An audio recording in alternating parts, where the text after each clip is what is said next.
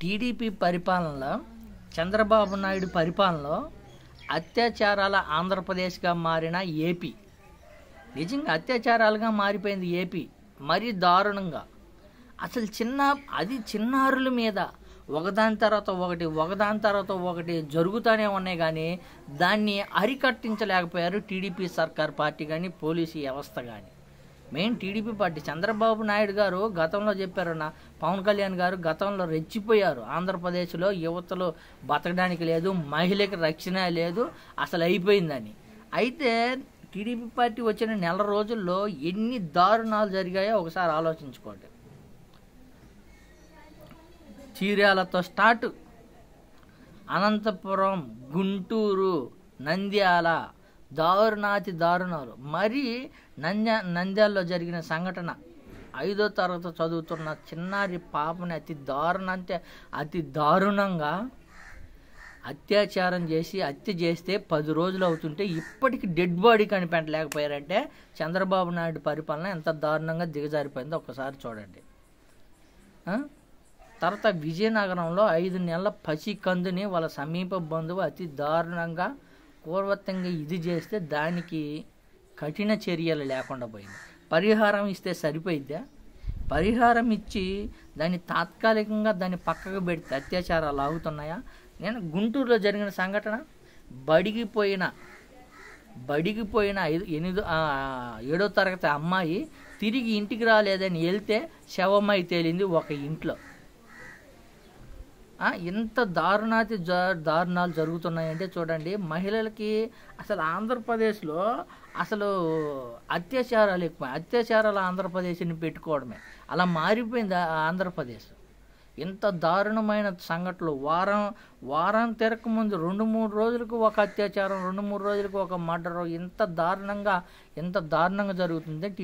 TDP ప్రభుత్వం, TDP పరిపాలన ఎంత దారుణంగా దిగజారిందంటే ఒకసారి ఆలోచించండి.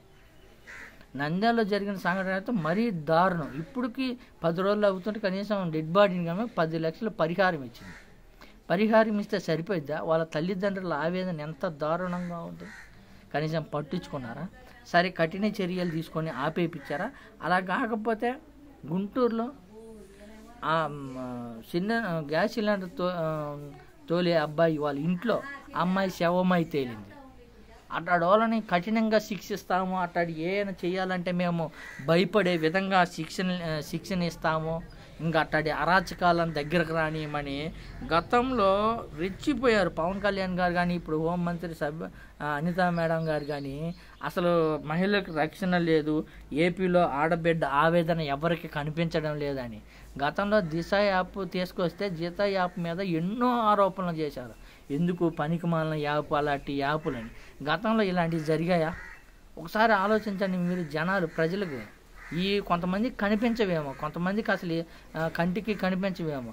గతంలో జగన్మోహన్ రెడ్డి గారి మీద ఇరుసుకుపడి జగన్మోహన్ రెడ్డి గారి మీద బురద చల్లడమే ప్రయత్నంగా కూరగాయల రేటు పెరిగినాయి, కరెంటుల రేట్లు పెరిగినాయి, నూనె రేటు పెరిగినాయి. జగన్మోహన్ రెడ్డి గారి కారణం చెత్త మీద పెట్టి చెత్త విమర్శలు చేశారే తప్ప ఇలాంటి ఘోరమైన సంఘటనలు జరుగుతుంటే కళ్ళు లేవా, చెవులు పని చేయటం లేదా? అసలు జనాలకి ఇట్టడి పనికిరావు అనుకుంటా.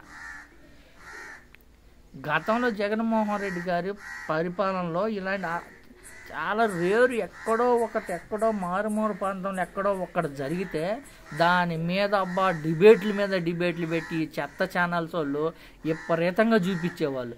మరి ఇప్పుడు ఏమైంది పాపం? వాళ్ళ తల్లిదండ్రుల ఆవేదన కానరాలేదా మీకు? వాటి మీద డిబేట్ పెట్టడం చేత కాలేదా మీకు? నంద్యాల ఏంది, గుంటూరు ఏంది, విజయనగరం ఏంది, అనంతపురం ఏంది, చీరాలేంది, ఇన్ని దారుణాలు సంఘటనలు జరుగుతుంటే కనీసం దీని మీద ప్రశ్నించడానికి లేకుండా పోయింది. నిన్న ఒక బీజేపీ ఎమ్మెల్యే కానీ వైసీపీ అంతు చూడాల్సిందే, వైసీపీని వదిలేదే లేదు, వైసీపీ పార్టీకి రిటర్న్ గిఫ్ట్ ఇవ్వాల్సిందే. ఇట్టాటోటికి చూడండి అయ్యా, మీ రిటర్న్ గిఫ్ట్లు, మీ సత్తా ఏదైనా ఉంటే ఇలాంటి వాటిని అరికట్టే విధంగా పరిపాలించండి మీకు చేతనైతే.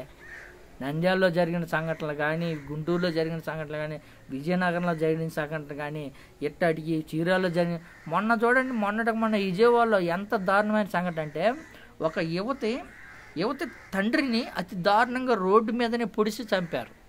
ఎందుకని ఆ యువతని పెళ్ళికి వాళ్ళ నాన్న అంగీకరించలేదని ఆ ప్రేమించిన యువకుడు వాళ్ళ తండ్రిని అతి దారుణంగా పొడిచి చంపారు. అంత ధైర్యం ఎట్టొచ్చింది? వీటన్నిటికీ టీడీపీనే కారణం. టీడీపీ నాయకులు, టీడీపీ కార్యకర్తలే తప్ప మరొకటి లేదు. ఆంధ్రప్రదేశ్ని హత్యా రాజకీయాలు, అత్యాచారాల ఆంధ్రప్రదేశ్గా మార్చిన టీడీపీ సర్కార్. ఆంధ్రప్రదేశ్లో ఆడబిడ్డకి రక్షణ లేకుండా చేసిన టీడీపీ. ఇది 100% వాస్తవం. నిజమా కదా? ఆడబిడ్డలకి